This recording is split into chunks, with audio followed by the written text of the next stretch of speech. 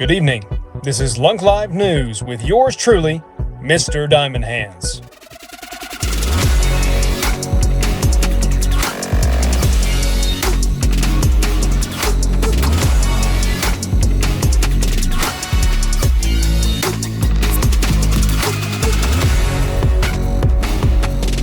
And we're back. Let's have a glance at this week's headlines first. Proposal 11549 is currently up for vote on Terra Station. This proposal aims a final vision plan for Lunk to $1 plus from validator Jesus is Lord. This proposal aims to increase the burn tax on chain to 1.5% and to negotiate with exchanges for its application. We want to remind the community this is the same proposal that Vegas Morph from Terra Rebels launched in September. This proposal currently stands as not passing, with 76.99% voting against it with veto. This puts a clear message that the community is ready to move forward and keep building. Proposal 11547 for new staking withdrawal options is also live for voting on Terra Station.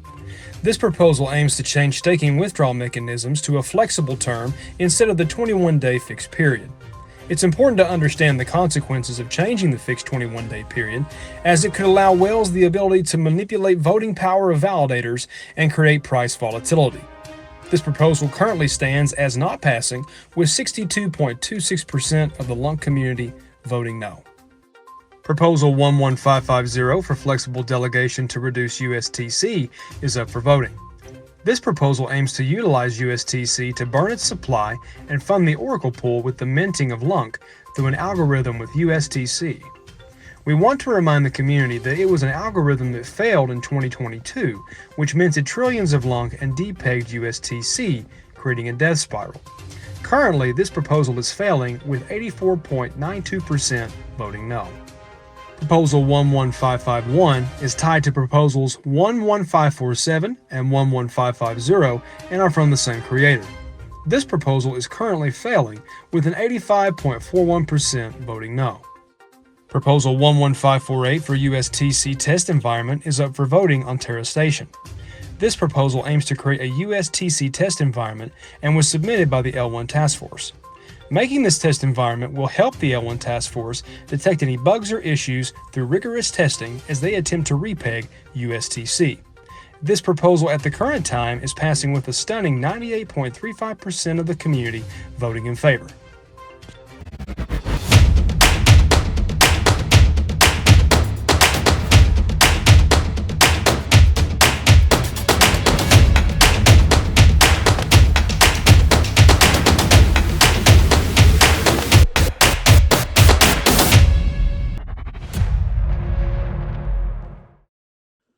Ladies and gentlemen, thank you so much for joining us on Lunk Live News with the Diamond Seat. I've got two special guests with me today. I've got David Goebelt and I've got Renzo of LBUN in the studio today. Gentlemen, thank you so much for joining me here this evening to discuss your all's project, LBUN. So now listen, I want you guys to explain to me and explain to our lovely audience exactly what your project is, how it came about, whose idea was it, and what your all's sole purpose is. So what I'll do is I'll start with you, David, and let you kind of transition into your gentleman there. So go ahead.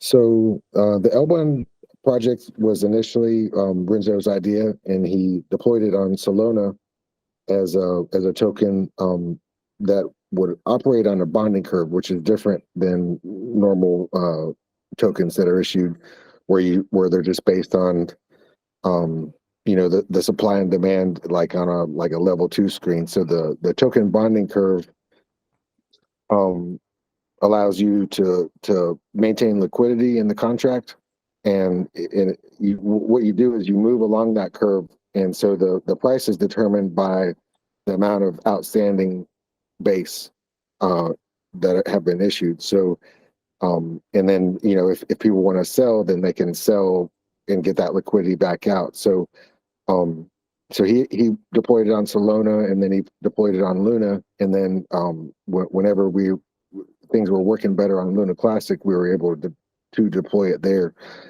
And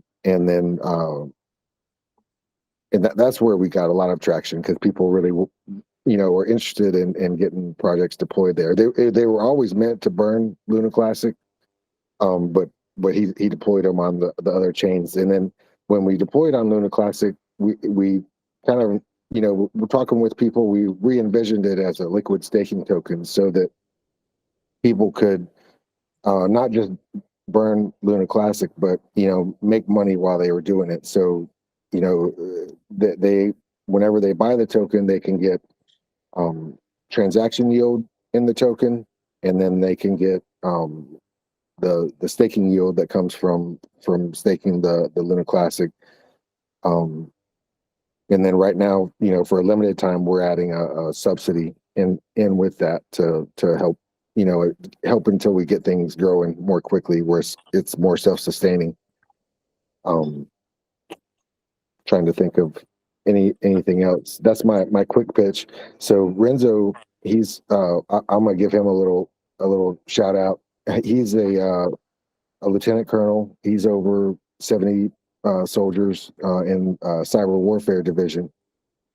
So when we first met, when people approach you, you're always like, what's this person about? But then when he explained to me like what his plan was with the token bonding curve, and I learned more about his background, and just with talking with him, I'm like, this is a good guy to team up with. So we kind of grew from there. I like it. So yeah, Renzo, take it away, my man. Tell us about your vision for your project and why you wanted to launch it on the LunaClassic blockchain. I know you first deployed it on Solana, and now you've come to the LunaClassic blockchain. So what was your reasoning for that? Was it because that you saw an opportunity, that you liked the community? What were some of the reasons that you wanted to come and deploy it over here? Right. So this all started for me, this idea, way back in I guess like the fall, when we all started talking about the 1.2% tax burden, right? And so I went ahead and I thought of, hey, what can I do, right? What can I do to help out the community? And so I was already an experienced Solana dev, and so I put a project together, and then my idea was to burn twice as much lunk, right? So the tagline was twice the burn. And so I was taking 2.4% and using that, even though it was on Solana, taking those funds and bringing it over to a classic chain, buying lunk and then burning. So that's what I was doing. I started off there. The classic chain wasn't ready for dApps at that time. We still had some fixing to do. But I didn't get a lot of traction because the classic community wants to be on the classic chain, right? And so I kept working it. I kept doing what I could, and then eventually, I told David, "Hey, why don't we go ahead and just go on Terra 2? I know, it's not classic, but at least we can get the ball rolling, right?" And so we do have a deployment on Terra 2 using Luna, but again, all the funds raised there get transferred over to the classic chain to burn. And so as we move forward through the months and the chain was getting a little bit better for dApp deployments, we went ahead and pushed this out. And I say we started development for the classic chain pretty heavily, like in February. And then we finally went live about 2 weeks ago. That's so awesome. the whole idea, to me, it's like, it doesn't really matter where the money comes from. That's why I put deployments out on other chains. It doesn't really matter where the money comes from. We need the money in LunaClassic so we can get the lunk and burn it, right? And so that's what I was working there. I am proud to say that we are one of the few dApps that are on chain right now. And so I know there's a lot of projects on BSC and all that, but with us being on chain, we're burning that 0.5% mandatory tax every transaction. So that's huge. And then we're setting aside another 0.6% on top of that, that we're going to do basically a burn every 9th of the month, because that's our anniversary, I guess. We launched on the 9th. So you got people out there pushing for the 1.2% burn. Hey, we're already doing the 1.1% burn. I see that's already starting to come up here. I know we were at 0.2%, and now we increased it to 0.5. And people know me, in the community. I myself am not a fan of the 1.2%. Now we're getting these people again starting to kind of rally their troops and say that we need to increase. And I understand the rhetoric. I understand, what they're trying to get done. They want to burn, and I understand that. But at the end of the day, too, you have to realize that if it causes an issue for your DApps where they can't create their works of art without running into issues and problems, which, by the way, I've already seen on social media that's already happening. People are tagging the L1 task force saying they're having some issues because of the tax increase. And so that's at 0.5. So, I hope that we come together as a community and just realize in the end what we have to focus on. It's kind of what you gentlemen are doing. You're focusing on building applications that burn. You're focusing on building something on chain. Like, that's the kind of stuff that I love hearing about, because it shows to me that there are people inside this community, no matter what is happening, are continuing to work regardless of what the chart is doing. And we've been seeing that here pretty frequently within the last few weeks. And I understand this is what bear markets do. People get a little bit discouraged with the price action, but I think people also forget, gentlemen, and I want to get your opinions on this as well, David, is that, people seem to forget sometimes just how bad of a crash that we had. Nobody else in cryptocurrency, nobody else in DeFi sustained a crash as large as the one that Luna sustained back in 2022. And yet, they get discouraged and they're like, our price isn't going up. But what I tell those people all the time is, folks, look at where we're at. Look at where we were. Look at where we're at now. And look at where we can go if we keep pushing. So I want to ask you two gentlemen your opinions on this. As far as our current situation, right? So now we have the 0.5% tax. And, we have people that are starting to have conversations. Obviously, LuncLiveNews has interviewed people. We had Terra Poker on, last episode. They're showing interest on coming back. So word is starting to slowly get back out there that they want to come back. So in your all's personal opinion, what do you think LunaClassic needs in order to have more projects come back home, in your personal opinion? And David, we'll start with you. So I think I've always thought that keeping the tax low is a better idea. Just because my background's in economics, so I'm like, you never tax your way to success. You build your way, through a strong economy. So this is a microcosm of a national economy. So I think the same principles apply. So I mean, I think a small tax is good, and just when the L1 the parity is complete, that's going to give opportunity for a lot of people to come in. So I think that's the way forward, to keep the tax low, to where it's kind of like a snowball effect. The tax is low, but then if you have 50, 100, 300 dApps running on chain, then they're all burning a little bit, but it's not so much that it's prohibitive. We're trying to like, by raising the tax, we'd be just hitting the ones and discouraging dApps from coming over. And then Renzo actually had to do a workaround for the 0.5% tax, with our dApp, because it was causing transactions to fail.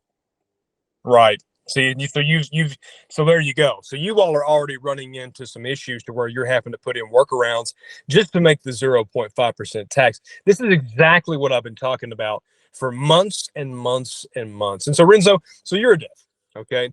You're in the kitchen. You're trying to cook something up nice, okay? So you're trying to cook this lovely meal, yet somebody comes to you and says, "Hey, I want you to make this meal for me, but I'm not going to give you 3 key ingredients." I mean, you're going to have problems with that, are you not? It's kind of the same way with this tax stuff. The higher the tax goes, the more issues that it causes. So kind of talk to us a little bit about that. What are some of the things that you're seeing about, on your end as a developer, what, issues you're running into and what you're doing to solve them? Right. And so I think for developers, the main thing is having a mature ecosystem and tools to use to develop on, right? Because if it becomes painful, then developers look elsewhere, right? We want to make great things, but we don't want to beat our heads against the wall to do those things, right? And so I think what we need to do as a community, I know we're all working very hard to get this shit straightened out, but I think not constantly changing things is probably the best way to attract people, because then what we do have becomes more regular, right? It's documented well, and it's easier for new devs to come on and build, right? So, I mean, from my point of view, in developing D apps, I mean, it doesn't matter if it's 0.2, 0.5, 1.2. I mean, make it 50%. It doesn't really matter as long as you don't change it, so that I don't have to change the code. I'm good with it, right? Obviously, I got a little exaggerated there, but the main thing there is we need to kind of keep things steady but moving forward, right? Progress, right? So, okay, we did a tax change. Okay, so we can continue to talk about tax changes, or we can say, like, hold on a second, what's the next thing that we can do now?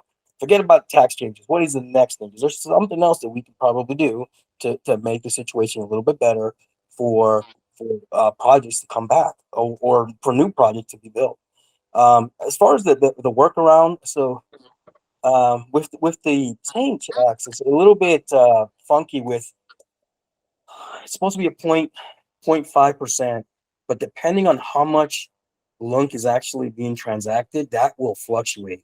And so if it's a very small amount of Lunk, so it's like, say it's like 5,000, 10,000, the tax actually has to be higher. You have to pad it more. So we're pushing almost actually it was like 0.6% in order for those transactions not to fail, right? So and that's what makes it difficult, right? As a dev, you just keep it the same, right? So that I know that the code that I put in there is going to work each and every time. We had a couple failures with when they were buying some base, and of course, I mean, they come back to me, hey, your D app is no good. The calculations are off, and but they don't really see behind the scenes, like, guys, I'm actually throwing a lot of the tax that I'm putting it on, like our project is padding it in order to just ensure that it goes through. Sometimes, I mean, because if it doesn't go through, you lose that transaction fee anyways. So now you're really hurting, right? You got to make it the first time. So again, I talked a lot there, but again, consistency, maturing the ecosystem as far as documentation, tools, those kind of things are what's going to push us forward. I like that, and I agree too. And I also think something else that I've been talking to people about, because it's starting to come up now, the issue of parity, and we are scheduled to have that happen on June 14th. I know it was scheduled for the end of May, and then the Lunk Burn Army of the L1 Task Force had to give us a couple more weeks of time for testing, and I've got no issue with that. I mean, folks, we've been waiting for a year now. What's another couple of weeks, right? Especially when you're trying to test everything. You know that as a developer, testing is a very crucial thing to do when you're trying to make something work. If you're not testing it and something goes wrong, then it can be costly, right? And so, we have the issue of parity coming up, which I believe will be a fantastic marketing tool, because that can show people just within 1 year's time, we were able to take something that people thought was dead and over and never going to come back again, basically no shot in hell, and just prove to them and just say, look, I know it took us a year, but now here we have parity. I'll just tell you this too, gentlemen, like when that day comes, I'm going to really hit that pretty hard. I'm going to be shilling that really hard, marketing that heavily, because I want people to understand just how important and how much of a milestone that is in and of itself, to show the rest of the crypto world, all the other projects in Cosmos, everybody that left after the first crash with Luna, hey, guess what? We're back open for business. Come back home. Come help us rebuild this. And that's going to boost morale, right? You combine that with, say, projects such as yourself, right? You have a good project. You have, developers who are willing to help people. I've actually heard of that, starting to occur, that devs saying, hey, whether it's with validators or D apps or something with the taxes, I think if we really start marketing ourselves as a very approachable blockchain where we are helpful, we are a community, not just the holders of Classic, but the developers of Classic. If we start showing other people out there, hey man, look, if you got an issue, if you got a problem, just shoot us a message. We'll get in touch with you. Let's have a Zoom call. Let's have a meeting, a group text, right? And figure out what you need in order to make sure that you're operational. I personally believe that if we start doing things like that, that's going to help us in the long run. Because, like you just said earlier, Renzo, developers like to go places where they can build things and they feel wanted and appreciated, and they can bring their works of art to life, right? And thrive in a lush ecosystem. That's the kind of things that we need to start showing people, that we are back from the dead, we are open for business, and we're here to help you no matter what. Now, say I'm a new person, all right? I'm hearing about this. I've seen this show. Where can I get more information about you guys? If I want to get involved with LBUN, tell the audience how they can get involved with that.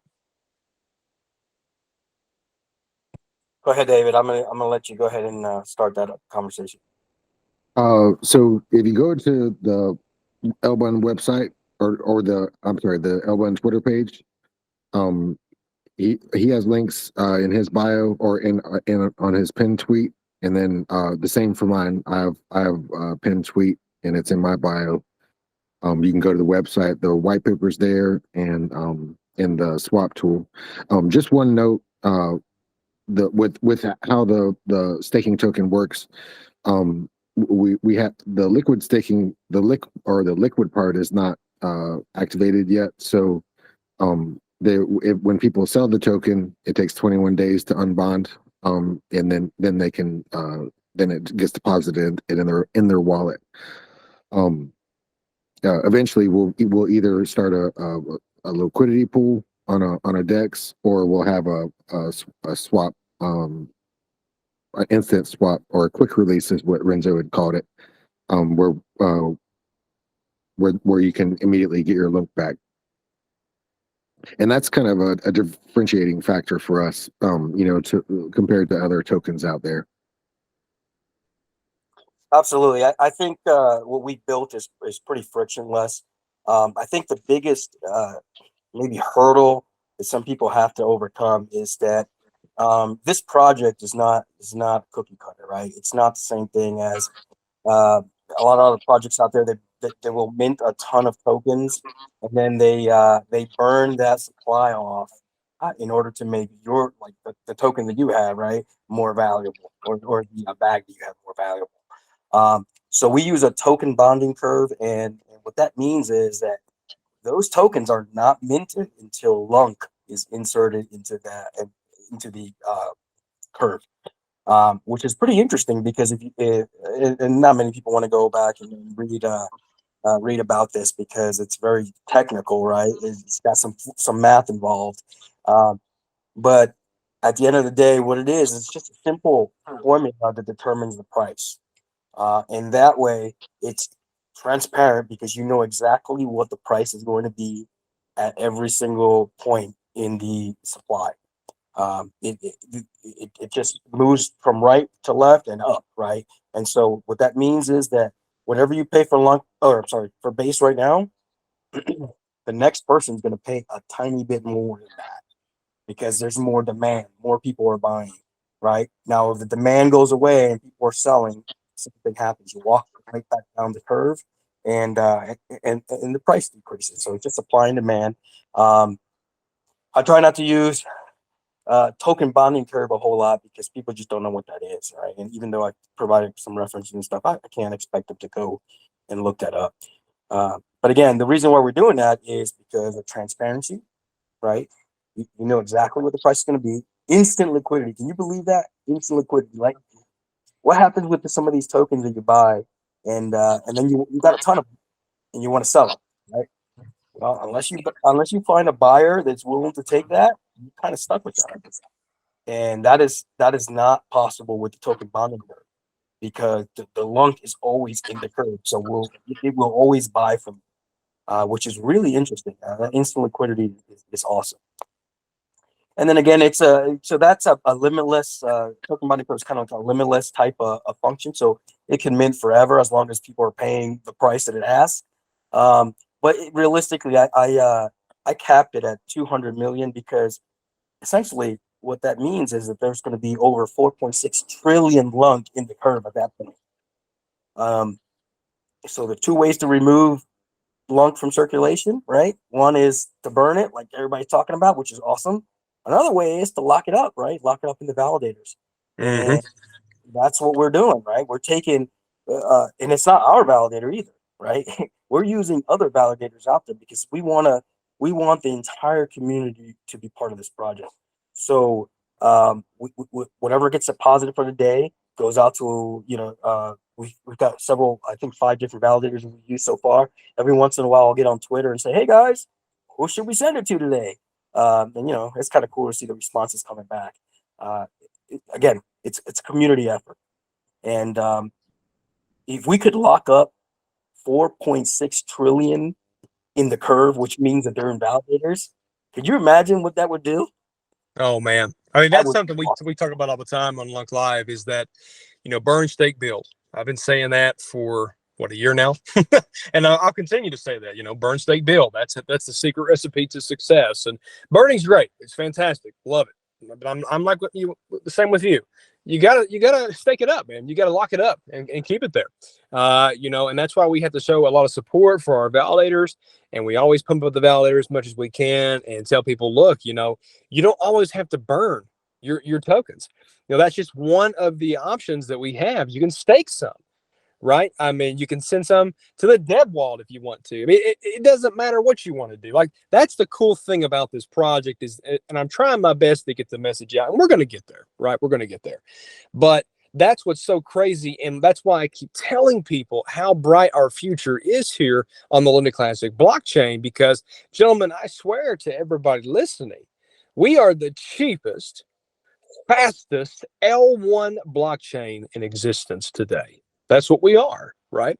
And people sometimes don't grasp that concept, and I understand. They're focused on one thing and one thing only: price go up, chart go up, and stay green. Well, in order to get things like that, you got to lower your supply, right? Because when we had USTD peg, we had trillions and trillions of LunaClassic that were minted. And so we have to get rid of those in some form or fashion, burn them, stake them, right? And then once that happens, we have to repair things that were damaged in the crash, right? Like governance going offline, validators shutting down. We got that back online. We've got burning going, the full support of Binance. I want to get your all's opinion on this, okay? Everybody that I bring on the show, I always ask them this, right? What do you guys think about Binance still continuing to burn LunaClassic? David, you start. I think it's impressive, that they're doing that. It's kind of, and there's still debate about how much they own themselves.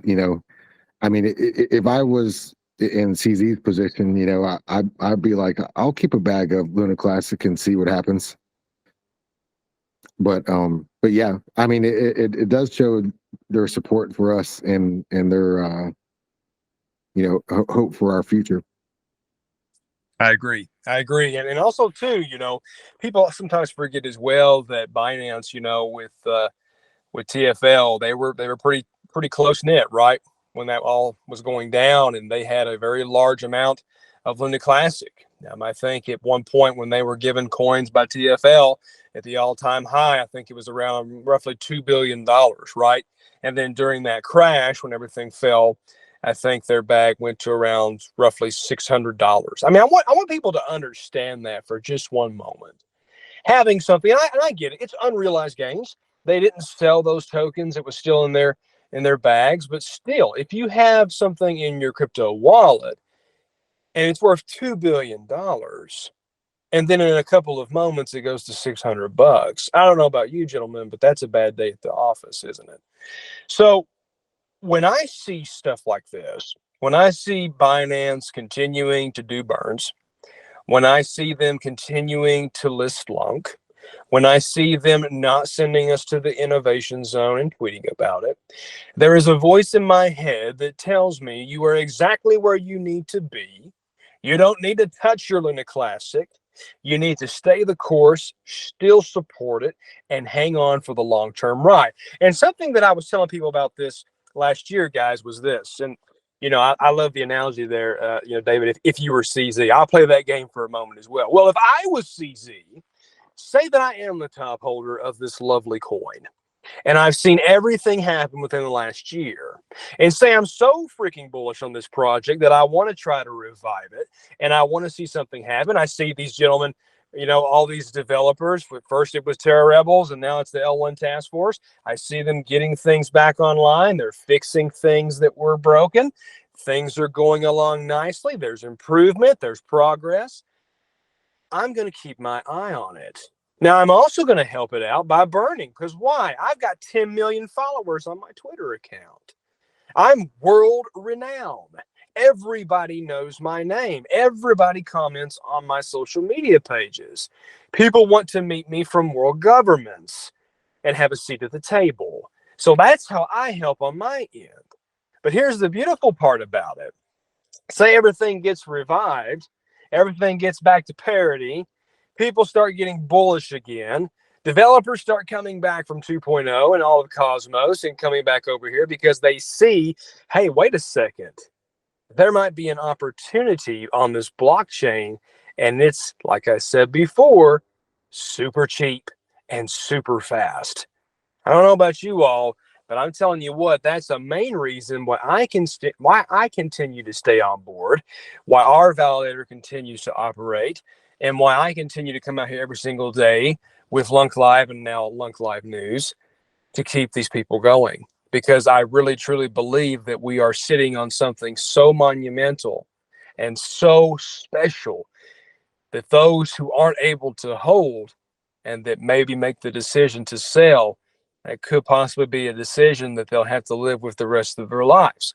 I mean, I've talked to people that invested in Dogecoin but didn't hold, and they sold before it went parabolic.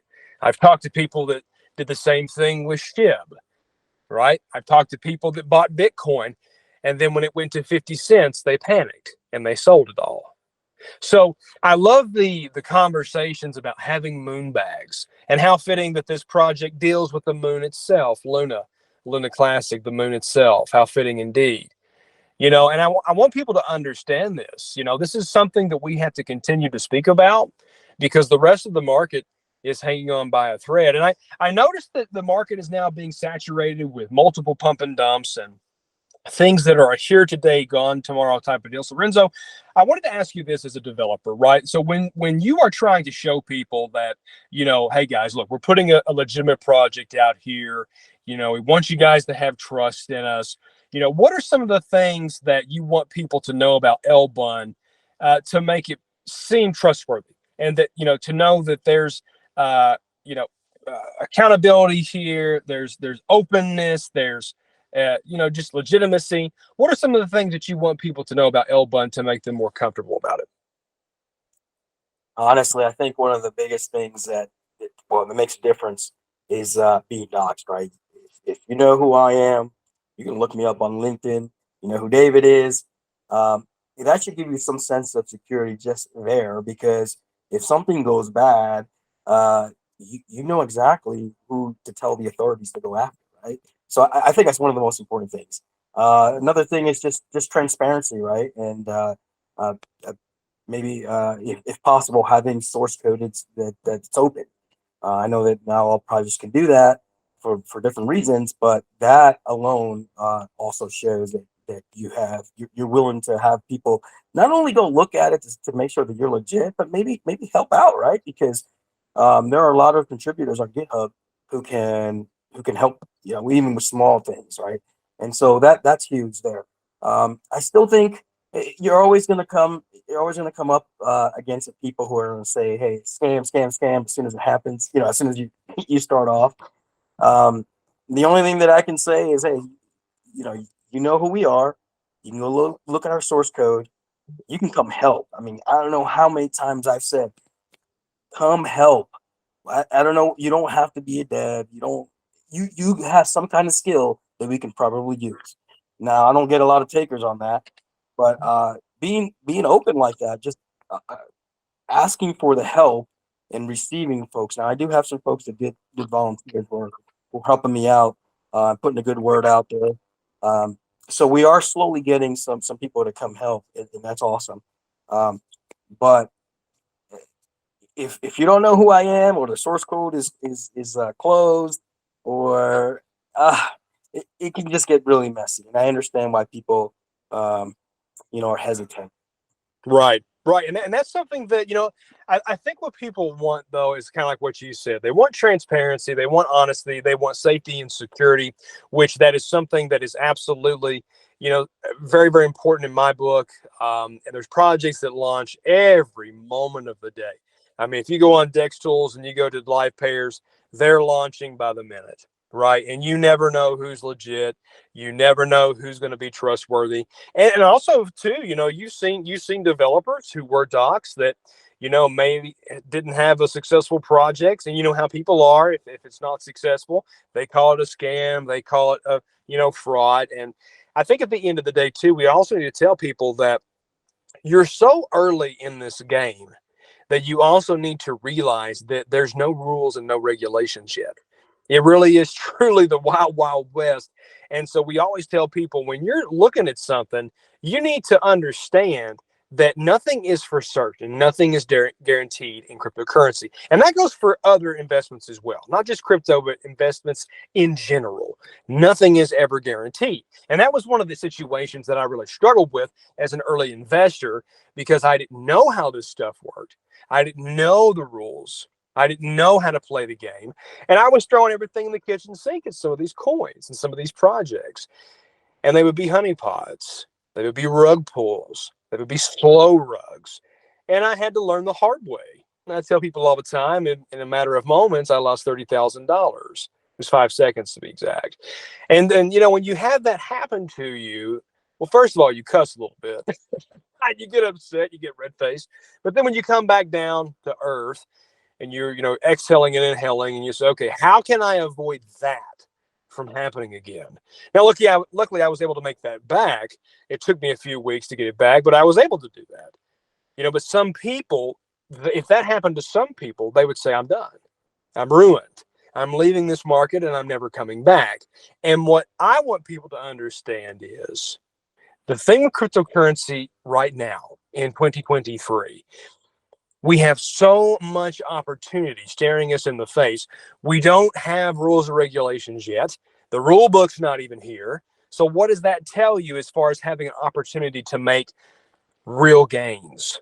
Because there could be a chance that when the rule book finally comes, that those abilities to generate those massive gains, all those X's that everybody talks about, 10x, 100x, 1000x, that may be a little bit more difficult to obtain. Now, you said something earlier there, Renzo, that maybe took a little bit, and we've seen this before, I know.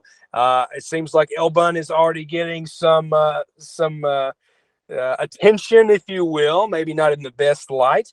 I saw that happen on a couple of YouTube videos. So say I'm a new investor and I see that. I've seen these videos put out by influencers talking about LBUN maybe not being the best project. What's something that you really want to focus and tell those individuals, like, hey, I know you saw that YouTube video on us, but hey, this is what we're really about. What's something you would tell those people that may have seen that video here recently? Well, I think part of the problem, and I didn't listen to the whole video, I did see parts of it, but I was busy doing some stuff for the project, so I didn't. I heard a lot of it on Twitter, and some people just chatting with me. I think the issue is that the project was probably not looked at. It was just assumed to be a cookie cutter type of project. Hey, these people are creating, or these projects exist. This is a new project. It must be exactly the same thing. And what I would tell people is, I don't know if you should trust an influencer or me or anybody else. Pull up the white paper, have a read. I mean, it's really not that long, right?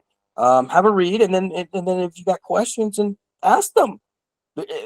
We've got it's an open forum, right? It's like, You can ask any question you want on Twitter, right? Nobody's going to stop you. And that's what I think people should do is they really need to investigate for themselves, and kind of like make their own decision, right?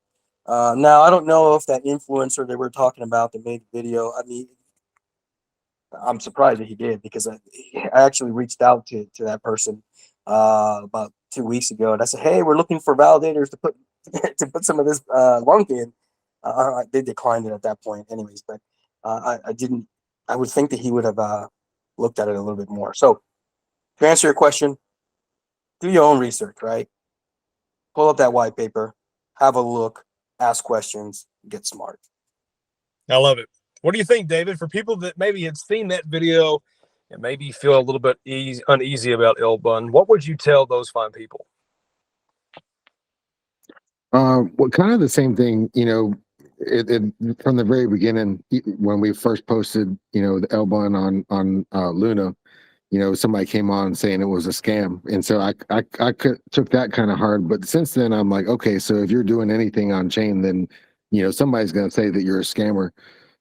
So some people I say, watch and see what we do, like you don't have to put your money in, like, and there's no guarantees, so I mean we're making good returns, and so I like to do like the projections, and I'm like, oh wow, we're going to be like, X amount up, in a few months, but in the end, it's all a measured risk, and so you look at us, and like Renzo said, educate yourself, and ask questions, and and make the decision from there.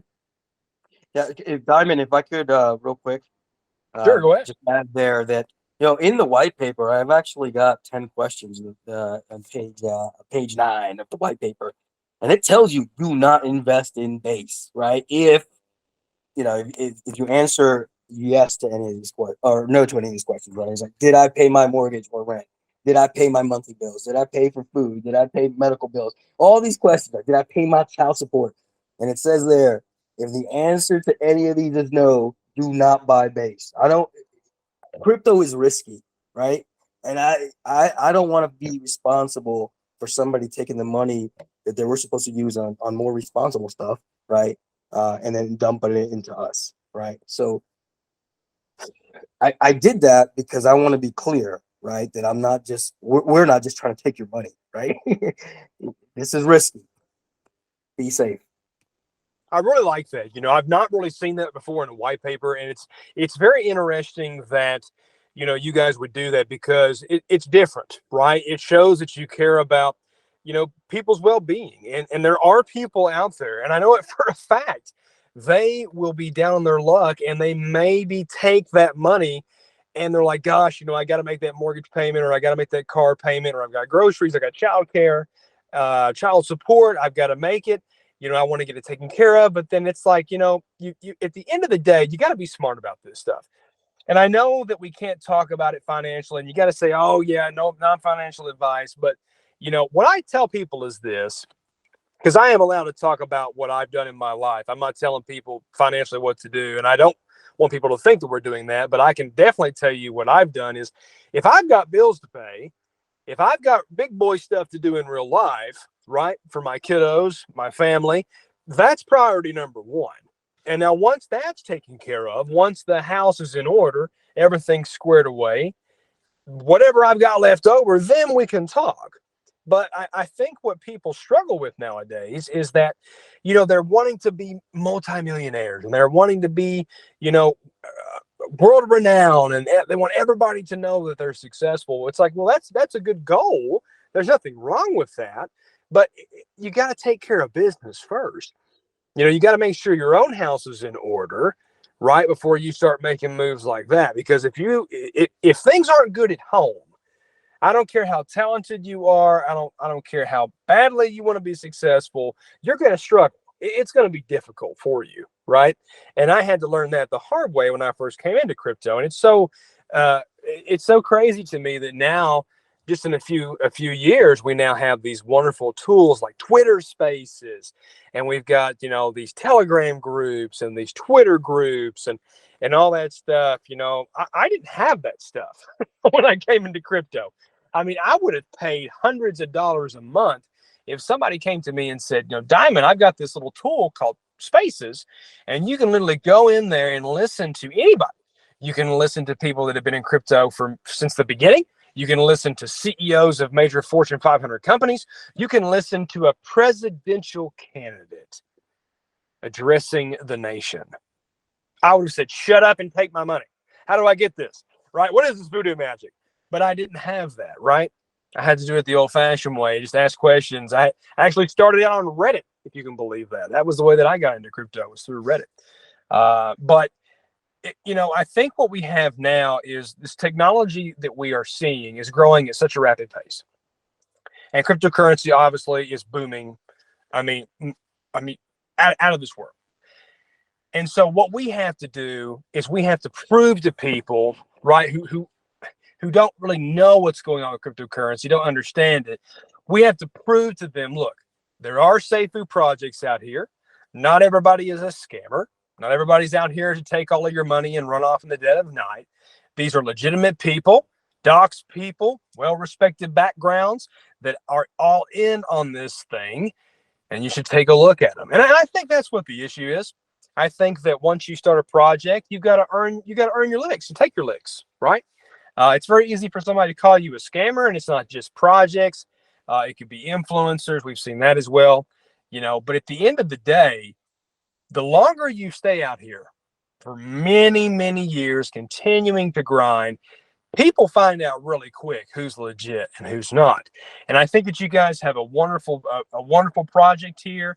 Clearly, you have your, you know, your goals that you want to do with it. What are some of your short-term goals with LBUN that you want to do, and what are some of your long-term goals as well? David, we'll start with you.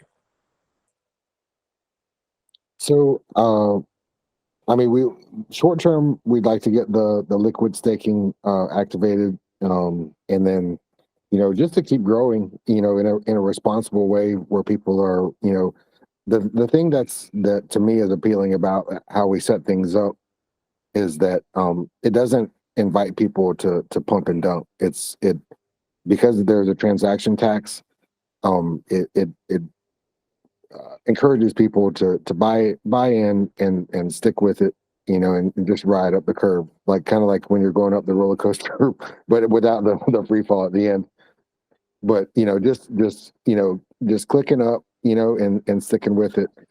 And then long term, you know, we've talked about a lot of different things. But you know, we're not I guess going public with those yet, but you know, we do have plans for growing our project in other ways. Very nice. Renzo, your short-term goals and long-term goals. Go ahead. Right. So the short-term goal is to show the community that we are team players, right? That we are in it together, and we want to go get to the goal together, and we have to work together to do that. If we continuously attack each other, that's not gonna help us. David talked about that liquid staking, and that's something that I want to roll out there. There is a possibility for a couple trading pairs. What's cool about the token bonding curve again is that there's no impermanent loss when somebody supplies liquidity, because there's only one asset you're putting in vice the two, which can lead to impermanent loss. So that's a plus. I want to look at that. Now, we didn't talk about the mining aspect of our project. We do have miners out there who are mining on a side chain sort of Luna, of the classic blockchain. And then we are essentially bridging that over to the Terra Classic chain. So right now I have miners. We've got about, I'll say like 25 miners right now, and there's other people that want to get involved. So I tell you these things because going forward, one of my visions is to have, I call it a virtual mining to get more people involved, right? And that would utilize some NFTs and some really out of the box thinking that I've been putting together. So that's something that sounds cool, but I don't want to give out too many details right this second. I like it. Yeah, very, very cool on the mining aspect of it, because a lot of people, they enjoy that. And I believe that if you put things out there that just caters to everybody's needs, what they enjoy, what they like, and you make that available for everybody, that makes you very marketable, right?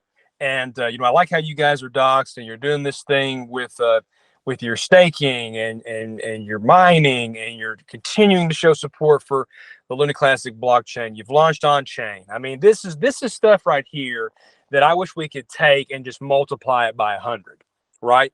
And that's what I want people to understand. Like, when June is over, when the month of June is over, right, and we are shifting into July, I believe that we really need to start hitting hard, right? All of these projects that had left Classic back in 2022.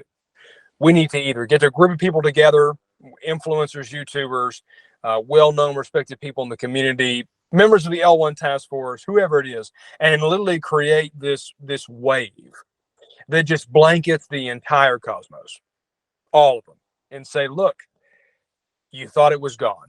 You thought it was dead. We brought it back. It's here. It's ready for you to come home. It's ready for you to come and help make this thing fly again. We're not asking you to leave where you are now. That's not what we're asking you. But what we're asking you is bring your time, bring your talents back to the Classic chain. Let's come back and let's make something special happen here. And that message itself is something that is so cool to me, because everybody's always searching for that project that gives them a sense of pride, that they are proud to be a part of the community. They're a holder, they're a supporter. Well, what better project in cryptocurrency is there than LunaClassic? Everybody thought it was gone, destroyed, never going to come back. Yet here we are 1 year later, back to parity. Burns going strong, Binance showing full support, validators doing their thing, builders building works of art by the daily. Man, oh man, that gets me bullish just thinking about it, boys. And that's why I continue to stay here. And I'm really excited for our future. I think that we have a very tight-knit community, people that have been with us since May 9th of 2022 to up to today, and they're in it for the long haul. And I really think that, yes, I mean, people ask me, I had some people ask me today in DMs, do you think June is going to bring us a pump? And I told that individual, I said, look, if I had a crystal ball, I would tell you immediately when the pumps would come, if I had that ability, but I do not. What I can tell you is this will not be an easy task. It is not going to be quick. 1 year is in the books. And as far as I'm concerned, when I came aboard this lovely ship, I had a 5-year plan, because I believe, truthfully, right, you have to think long term, and that's a good first start. 5-year plan. Let's see how it's going through year 1, 2, 3, and then we reassess. And so I think we have a lovely opportunity staring us in the face. I think the future is super bright for this blockchain. I think that everything is doing well up to this date. And I think that more exciting things are going to be coming. And I want people to know that so badly. Gentlemen, let's go ahead and end this episode of Lunk Live News. I want you guys to tell these fine people, David, we'll start with you. Why are you a holder of LunaClassic? So for me, it started out, you see something that was really successful, and it's crashing, and you're like, I'm gonna buy some of that and hope it comes back, And then I started looking into the project and Do Kwon, and I was like, at first my faith was in him, and I was like, I don't think that he caused the crash, and I think that he's gonna, try to bring it back. But then over time, like we were relying on the Terra Rebels to do stuff, and and then now the L1 team.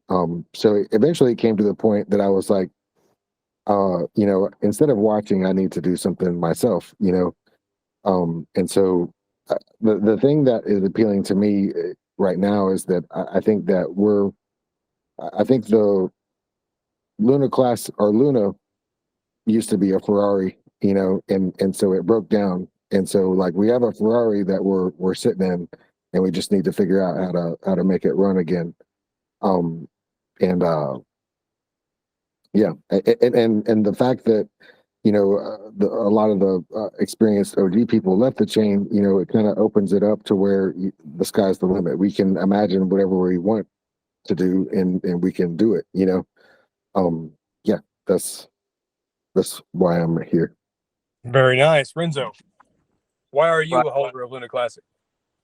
For me, I think it's all about opportunity, right? And so the opportunity to take something that people would actually consider left for dead and bring it back to life, that's awesome. I'm a builder at heart. I like to fix things, and so that's why I'm here, trying to help out the community, trying to help out the chain. And I know that if we work together, those opportunities can be taken advantage of in order to propel us forward. Also, yes, like David said, the OGs left, right? So that opens up new spaces, right? New areas where people maybe didn't know they had a passion for programming, but now they've got this opportunity to come in here and actually build something and watch it grow and flourish. That's why I'm here. I love it. I love it. This is the kind of thing that gets me excited, and that's why we do what we do on LuncLiveNews and the LunaClassic Network, and bring people on this program, is to hear stories like that, and just to get pumped up. And I know that we have a large community. We've got a lot of passionate people in this community, and people that want to see it back on top. And I really do believe that with everything that we've seen in this market and the other blockchains out there and the other things that are going on, I really mean this. I really don't see anything that is better. I really don't. And we have to remember, you can't know where you're going unless you know where you've been. And just to give everybody a little refresher, if you will, Luna, right prior to its crash, it was creeping into the top cryptos. And people need to understand, when you're talking about decentralized finance, right, and you had UST as a decentralized stable coin, that in itself is monumental. That is futuristic. I mean, you're talking about, and it's crazy to say this, but you're talking about changing the future of finance, folks, right? So how interesting indeed that Luna was crashed, and we talk about it every now and then on Lunk Live, and we encourage people to come join us on that program and bring your tinfoil hats. Sometimes we strap them on and we talk about this situation, but I believe that Luna, prior to this attack, it was knocking on some doors that probably some people didn't want to answer, and they didn't want the door to be knocked down in the first place. And they said, hey, listen, this might be a problem, an issue, and we might want to take it out. I've thought that for the longest time, because the story in and of itself, right, just all of a sudden UST being depegged, very, very interesting indeed, but we'll save that for another program. But gentlemen, I want to thank you so much for coming on Lunk Live News this evening. I really, really enjoyed having you both. We'll have to do it again soon. Folks, if you want to get more information about the LBUN project, please follow them on Twitter. That's at LBUN Project. You might want to keep your eye on this, because this is just the one of many projects that will be helping the LunaClassic blockchain get back to glory. And then once we reach parity, we know that more people will be interested, because that is the first milestone to get us back to where we need to be. Gentlemen, thank you so much, David, Renzo, for coming on the show. We really appreciate you both. Please come back in the future. We'll check back in with you to see how LBUN Project is doing. And I thank you so much for coming on, and I hope you have a great rest of your evening. Thank you so much, gentlemen. And that's all for today, folks. We welcome you to join us every Friday at 8 p.m. Eastern Standard Time, 12 midnight UTC. From us at Lunk Live News Studio, we wish you all a happy evening and a great start to your weekend. And remember, stay classic.